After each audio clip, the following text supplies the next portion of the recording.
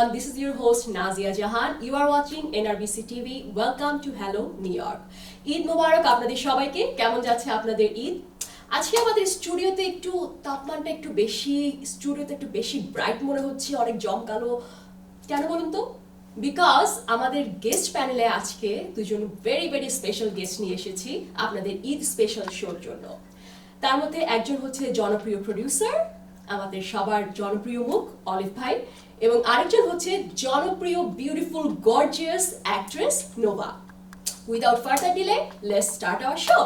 Hello, welcome to hello New York. Eid Mubarak. Eid Mubarak. Eid Mubarak, and thank you for inviting us. Of course, it's my pleasure. So tell me, Eid কেমন যাচ্ছে, specially new ইয়র্কে? তুমি শুরু করো। ঈদ বাংলাদেশের এক ধরনের ঈদ হয়, রাইট, আর নিউ ইয়র্কে আমেরিকাতে এক ধরনের ঈদ হয়। রাইট। যাচ্ছে ভালোই। আর ঈদের দিন তো ঘুমিয়ে কাটানো হয় আর কি। ঈদের দিন তো একটু ঘুম, সকাল নামাজ থাকে, নামাজ থেকে এসেই ঘুম। রাইট। মানে বাংলাদেশে যারা ঈদ করছে, যারা আমাদের নিউ ইয়র্কের লাইফস্টাইল সম্বন্ধে বেশি জানে না, তাদের জন্য এখানকার ঈদটা কিভাবে, মানে ডিফারেন্সটা হচ্ছে, প্রথম জিনিসটা হচ্ছে যে ফ্যামিলিকে বাংলাদেশের ঈদকে তো আসলে খুব বেশি মিস করছি। কারণ এখানে ঈদের দিন আসলে নামাজ পড়ার পরে বা ওই যেটা থাকছে যে মোস্ট অফ দ্য টাইম তো আসলে কাজ থাকে। যদি আপনি ম্যাস পিপলের কথা চিন্তা করেন, সবাই হয়তো বন্ধ নিতে পারেন না, তো সেই জায়গা থেকে দেখা যাচ্ছে কাউকে কাজে চলে যেতে হয়। আবার যারা হচ্ছে বাসায় থাকেন তারা হয়তো ওই দিনটা একটু রেস্ট নেওয়ার একটা সময় পান।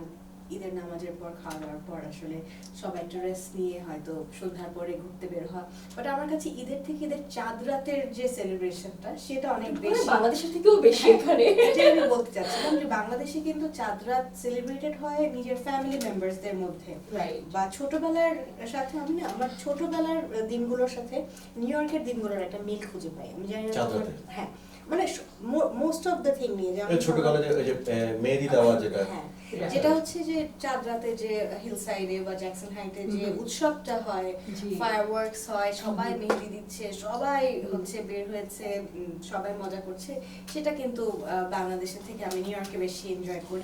সো সালামি আপনাকে কেউ কি এখনো দেয়, নাকি আপনাকেই শুধু দিতে হয়? সালামি তো এখন দিতে হয়। আর মজার ব্যাপার হচ্ছে যে এখনো আমি সালামি পাই, সেটা হচ্ছে আমার বাবা মায়ের কাছ থেকে। যখন নামাজ পড়ে আসি, নামাজের পরে বাবা মা আমাকে সালামি দেয়, সেটা আমি রেখে দিই। সেই ব্লেসিংটা আমি খরচ করি না আর কি। Very nice. তাহলে এবার ক্যারিয়ার প্রসঙ্গে চলে আসি। সো নিউ ইয়র্কে নিশ্চয়ই কাজ করছেন। So coming up projects.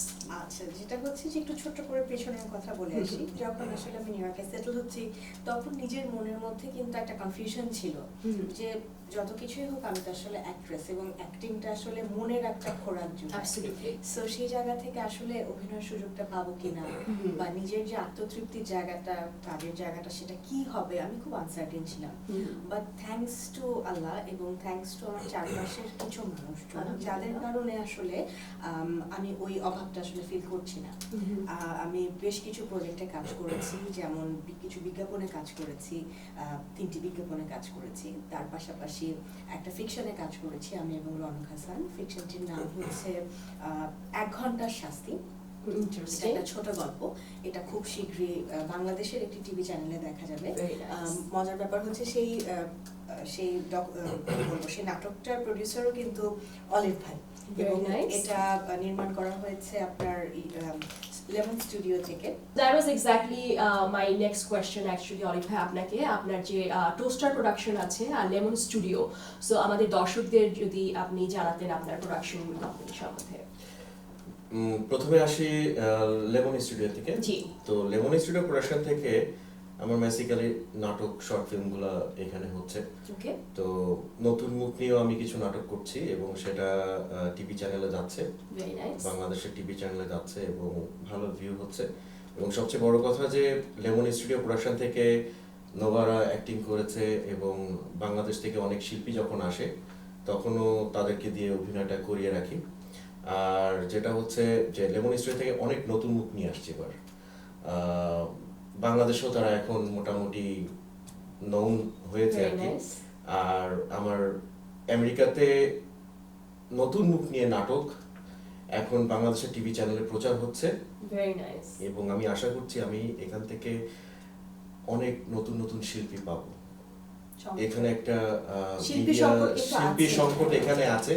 নোভারা তো আছে, নোভারা কাজ করছে, তার সাথে আপনার মানে লোকাল শিল্পীকে প্রমোট করতে যাচ্ছে না, শিল্পীকে প্রমোট করছি যাদের ইচ্ছা আছে, ন্যাগিং আছে যে অভিনয়ের জন্য, তো তারাও অবভিয়াসলি চান্স পাচ্ছে।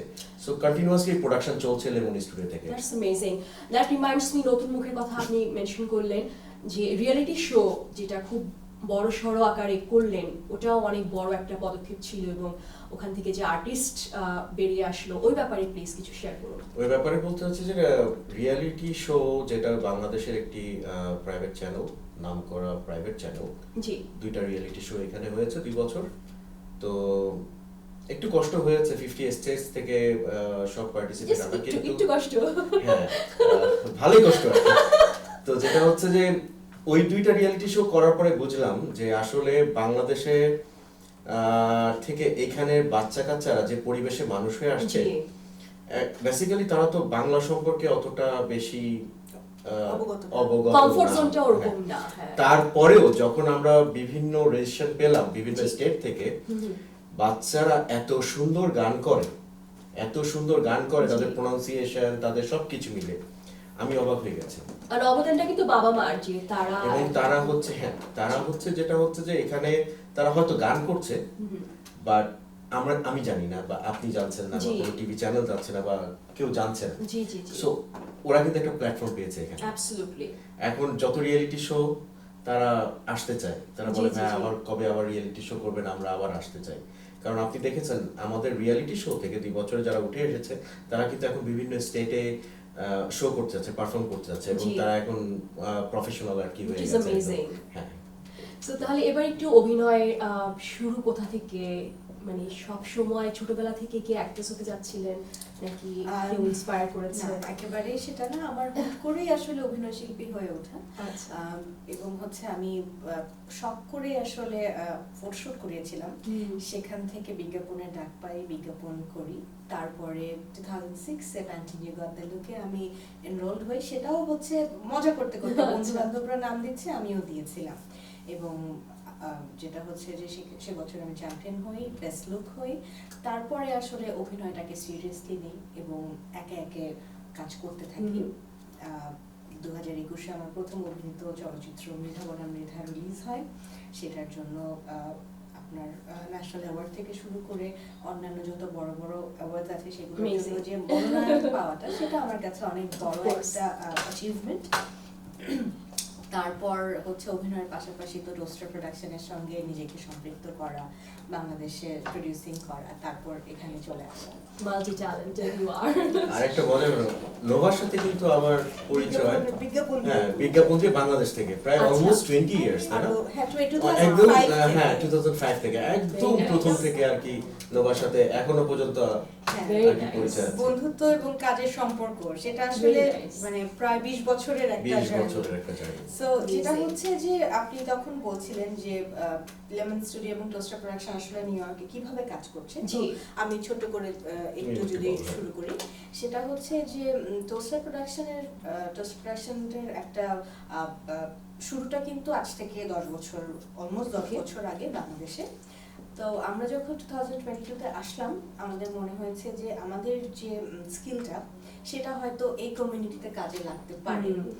কারণ হচ্ছে যে এই কমিউনিটিতে কিন্তু বিজ্ঞাপনের চাহিদা আছে, অনেক বাংলাদেশি লোকালি ওন বিজনেস আছে যারা নিজেদেরকে প্রমোট করতে চায়, কমার্শিয়াল গুলো করতে চায়, কারণ অনেক অনেক টিভি চ্যানেল কিন্তু লোকাল কমিউনিটিতেই রয়েছে।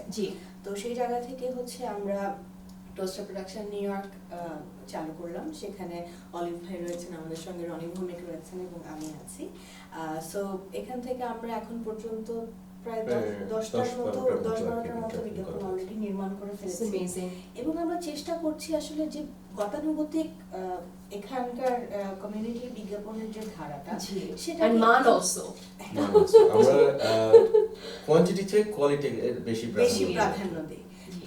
সো আমরা চেষ্টা করে যাচ্ছি, আমাদের ক্ষুদ্র প্রচেষ্টা, যে এই ধারাটাকে একটু পাল্টানোর, একটু একটু রেভলিউশন আনার। যেমন আমাদের বাবা দিবসের যে কাজটা মাত্র পাবলিশ হয়েছে, এটা একটা নিউজপেপারের একটা প্রাইভেট নিউজপেপারের একটা কাজ। এটা বেশ জনপ্রিয়তা পাচ্ছে এবং সবাই এটা নিয়ে অনেক কথা বলছে। সো আমাদের প্রাপ্তি আসলে এটাই যে আমরা যে কাজগুলো করছি মানুষের ভালো লাগছে, বা আমরা আমাদের ক্ষুদ্র প্রচেষ্টায় কমিউনিটির জন্য আসলে কিছু কন্ট্রিবিউশন করতে পারছি। অ্যাবসলিউটলি। আরেকটা জিনিস অ্যাড করি যে এখানে একটা ইনফরমেশন যেটা হচ্ছে যে আমরা বিজ্ঞাপন কোনো কিছু হাতে নেওয়ার আগে কিন্তু আমরা বিজ্ঞাপনটাকে নিয়ে অনেক ভাবি, চিন্তা করি। অ্যাটলিস্ট আমাদের অনেক সময় লাগে যে টার্গেট গ্রুপটা কি হয়।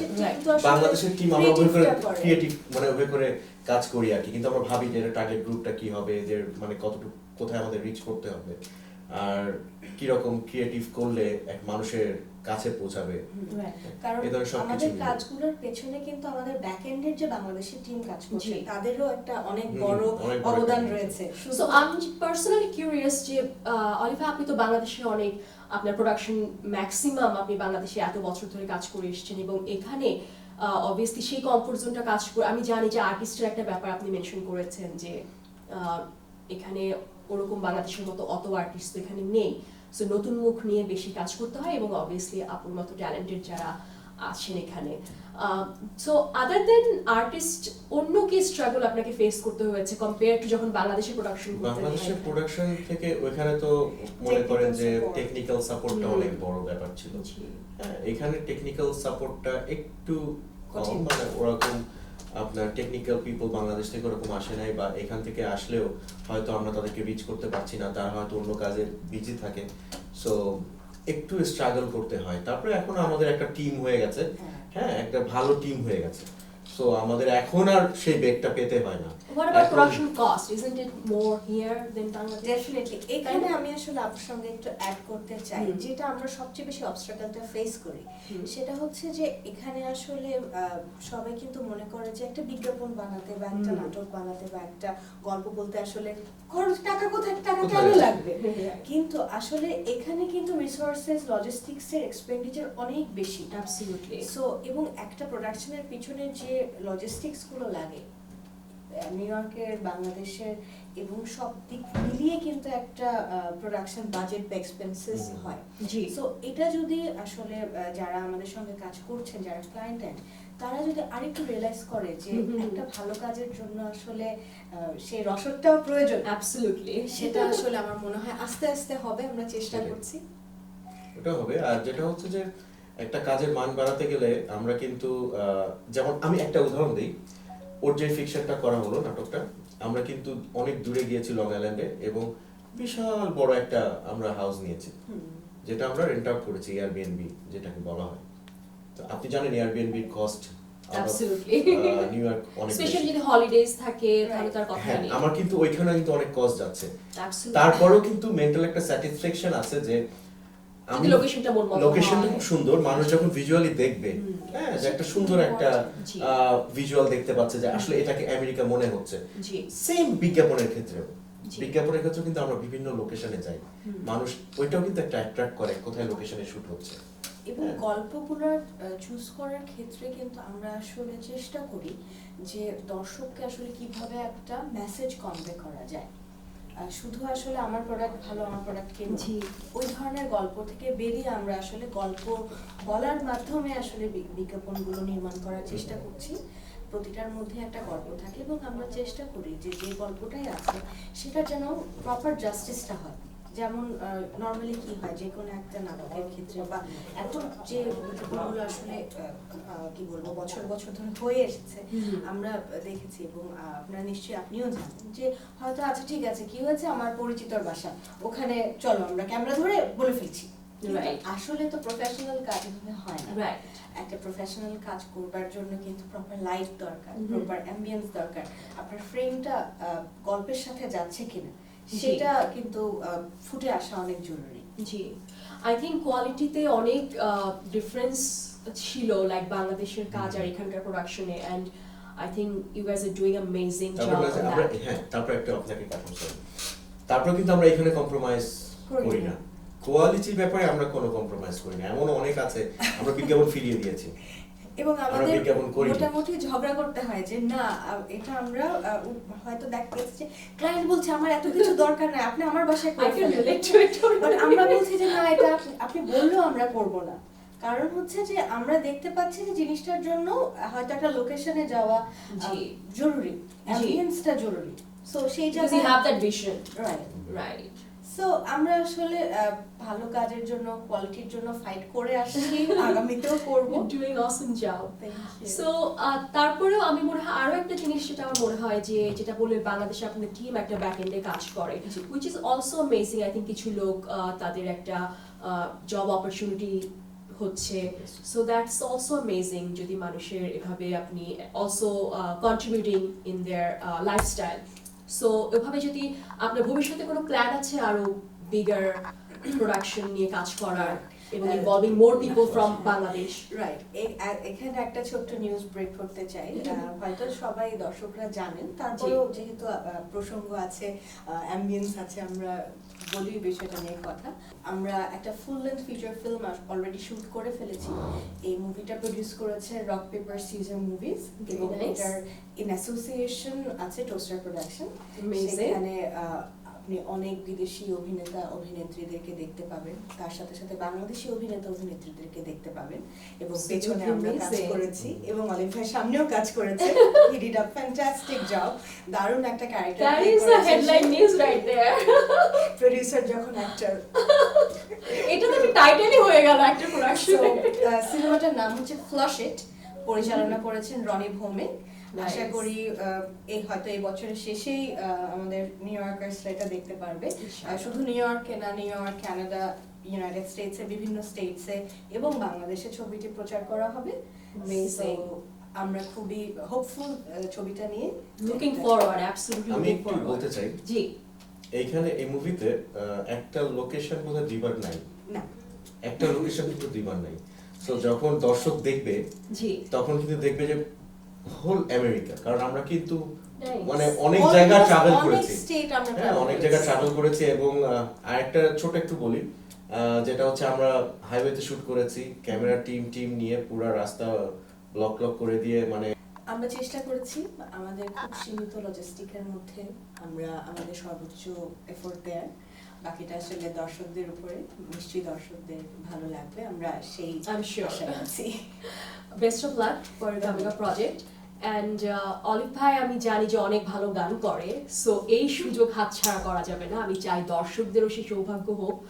যদিও আমাদের কথার আমি জানি যে শেষ করাটা অনেক ডিফিকাল্ট, বাট তারপরও যেহেতু একটু লিমিটেড সময়ের মধ্যে আমার প্রডিউসার আমাকে তাড়া দিচ্ছে শেষ করতে, সো ইজ ইট পসিবল আপনার মুভি ফ্ল্যাশ ইট থেকে যদি কোনো গানের দুলেন আমাদের অডিয়েন্সকে আপনি শোনান?